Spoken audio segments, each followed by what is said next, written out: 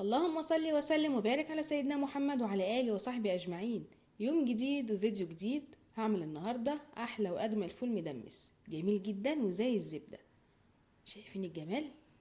حلو قوي قوي يستاهل بقكم. يلا مع بعض نشوف الوصفة الحلوة دي هنعملها ازاي.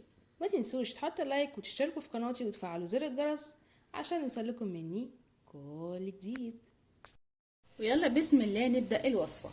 عندي هنا فول الحباية الفاتحة. انا السنه اللي فاتت استخدمت الفول الغامق. السنه دي بقى هجرب الحبايه الفاتحه. هروح اغسله وارجع نكمل الوصفه. بعد ما غسلته كويس جدا احط بقى ميه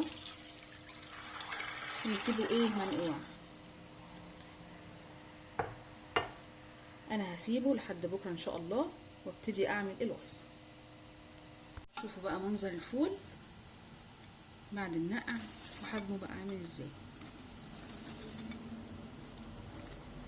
صفيناه بقى كويس. بعد كده هحطه في حله الضغط بالشكل ده.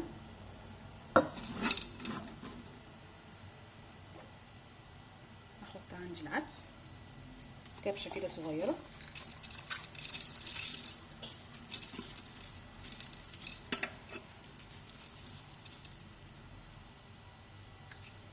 وعندي كمان فول مدشوش.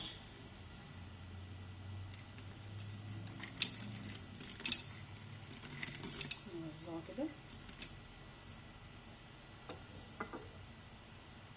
وعندي كمان بابريكا.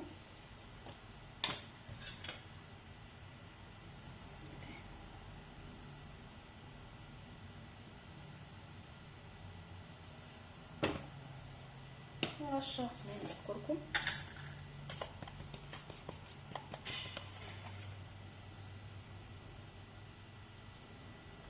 ونحط كمان ليمونه واحده.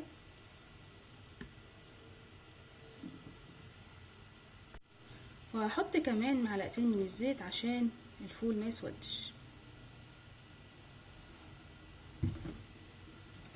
ومعلقه صغيره خالص من البيكنج باودر. هتطري معايا الفول وهتخليه مفصول وطري زي الزبده. بعد كده هحط الميه المغليه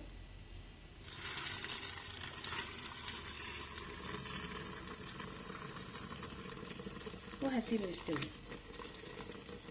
لمدة 60 دقيقة، يعني ساعة بالظبط.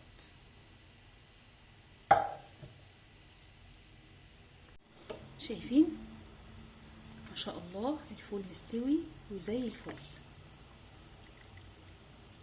خطير. شوفوا لونه ما سودش مني ما حصلوش اي حاجة زي الفل. بعد كده هجيب عندي معلقتين من النشا مع شوية مية وابتدي ادوبه كده.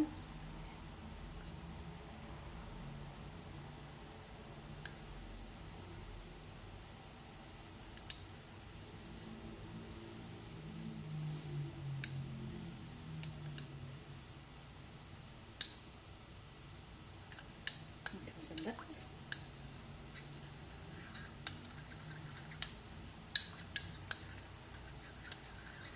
اهم حاجه يفك ويدوب تماما. ننزل بقى على الفول هسيبه دقيقه بالظبط وبعد كده خلاص يبقى جاهز. شوفوا بقى الفول بعد ما تقل بقى زي الجاهز واحلى كمان.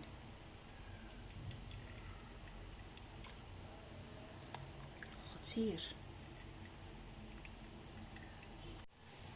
نشوف بقى الفول وجماله. بسم الله.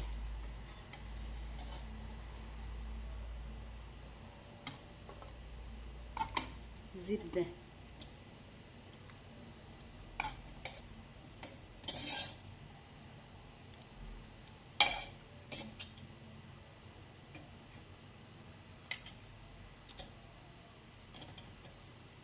شوفوا بقى طبق الفول وجماله خطير.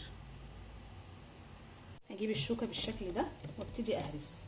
عايزينه زي ما هو عادي جدا وزي الفل. نهرس بالشكل ده. احلى طبق فول هتاكلوه. اخد معايا ساعة بالظبط واستوى وزي الفل.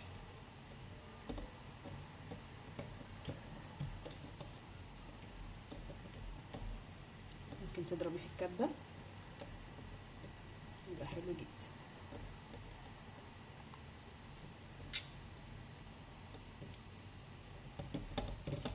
نحط بقى شوية زيت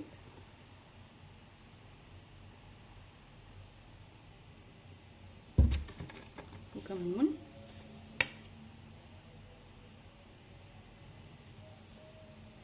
وملح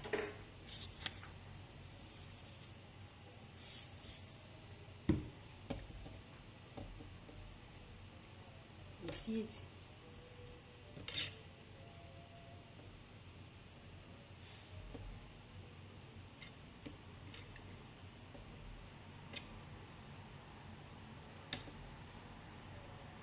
الطبق ده كده جاهز.